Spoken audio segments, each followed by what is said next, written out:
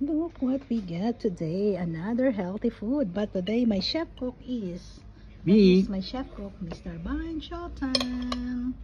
And we have, this is really, you know, this is so healthy. This is Bruinkool in the Netherlands, and it's kale or kali. Kali, you know, is sorts of the green leafy vegetables. That's what's really one of the healthy vegetables, like spinach, especially for me. So look, but I make a zin. Ayan.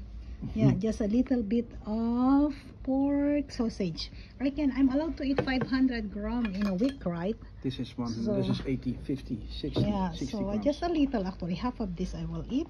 So at least meron namang lasa yung aking ano. Tapos may sauce. Look, may sauce naman siya.